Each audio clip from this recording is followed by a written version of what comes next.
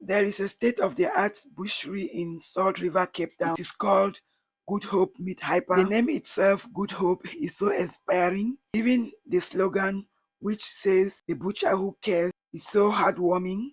Indeed, everything about this shop, it's so amazing. This store also has an online shop. The services it provides inspires confidence. So let's get in and see.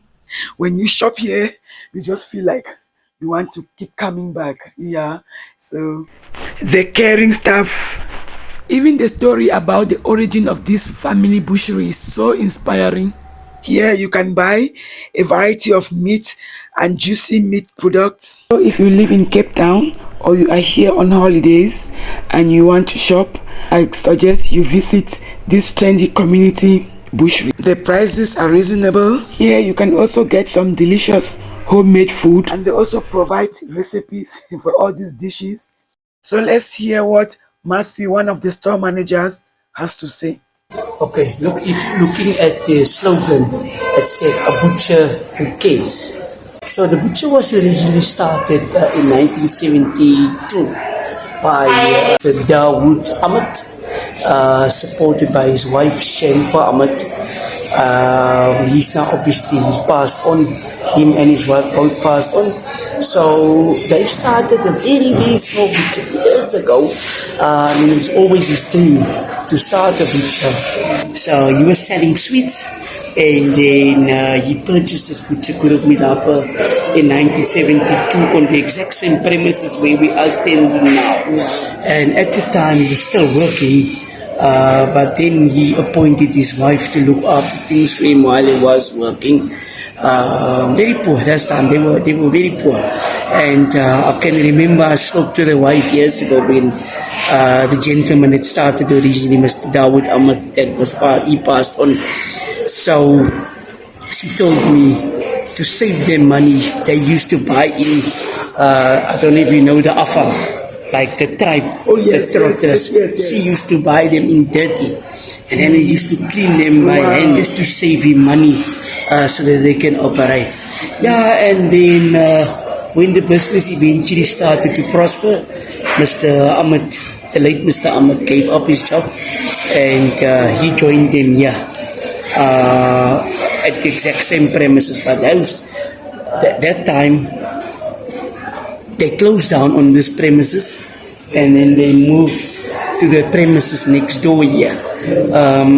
You can take a pic later on of the transformation that we have at the back here. So they've started there, and then when they had a very small butcher on the corner there, those years the guys still mix everything manually by hand. There's very little of the old gentlemen still on site here. I think we might have about 3 or 4 of them still, of the original old butcher guys that's still working here. Yeah, that's one of them. Yes, sir. He's a sausage maker. So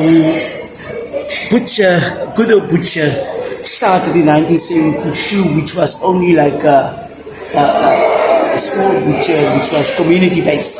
So this man's vision only was to start a small butcher where people can walk in, buy meat for their houses, and cook for end use.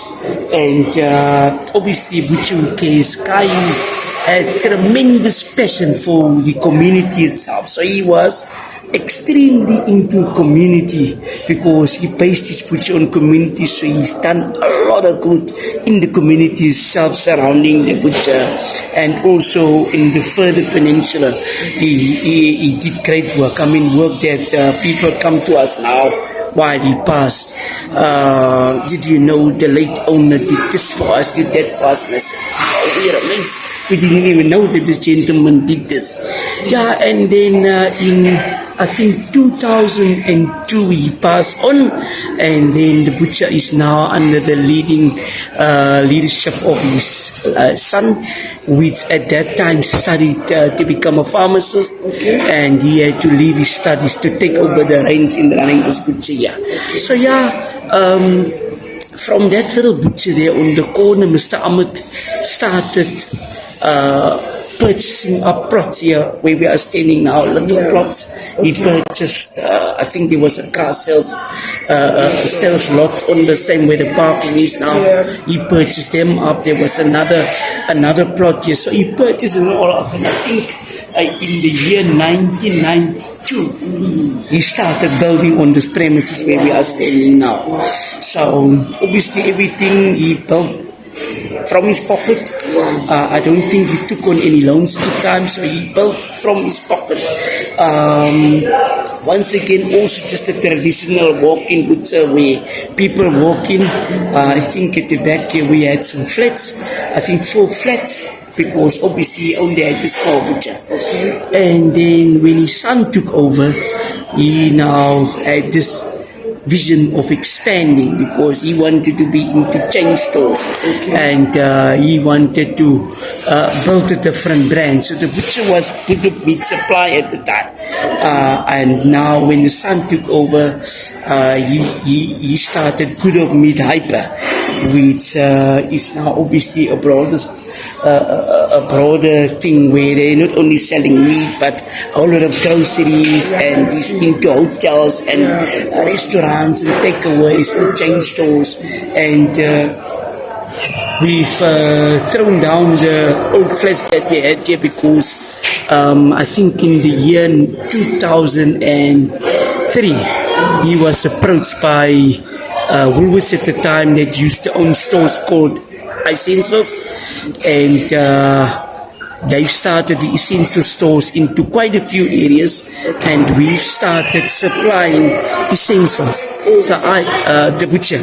So I originally started working when in the year 2004, when we started Essentials, which was under the leadership of Woolworths. So I started working those years as a driver. And not very long after that, we were approached by ShopRite. And we were supplying ShopRite quite a few stores just with polony. It was only polonies we sold to them. And then at that time, the essential stores started closing down. Then Elias had this vision where he wants to have a plant where he wants to supply Pick n Pay from.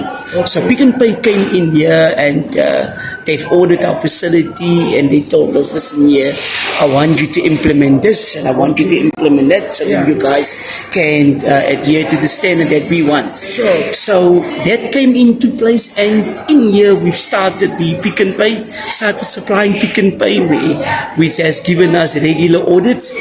And in 2015, this place started to get too small because we were doing our cooking, our bologna production.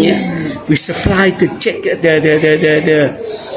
n Pays from here, and then Mr. Rias Amma decided, listen here, this place is too small, we need to start dividing the two businesses from each other now. So we've decided, we're splitting Good Hope Meat Hyper, and we've then launched Good Hope Meats, which is our factory where all our bologna production happen, and all our Pick n Pays. Checkers recently came on board, ShopRite came on board, so we have quite a few restaurants, Cape Town Fish Market, we have quite a few new restaurants that came on board now that we supply from there. Also a portion of it is still done here in the butcher itself. So, and I think in the year 3 years ago, before COVID hit, we've started an online store. Good Hope on the Go was born from there, and then recently we started Good Hope Bulk, where we have a bulk division selling to Pick n Pays. We have approximately just under 100 staff members. And then also in the other division, we also closely have about 200 staff members in the other facility. Very customer orientated. Customer service is at the top of the day. That was carried on from the founder, carried it over to his his eldest daughter Nasim Ahmed, and also his son, his only son Arias Ahmed, to us that's still working here today.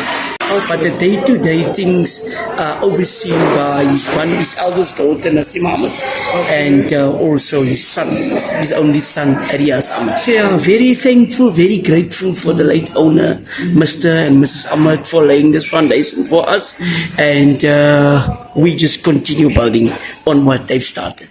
So may their soul rest in peace as they continue to rise in glory. I hope you enjoyed the video and it has inspired you. Thank you for watching. Remember to like and subscribe and share. See you soon. Bye.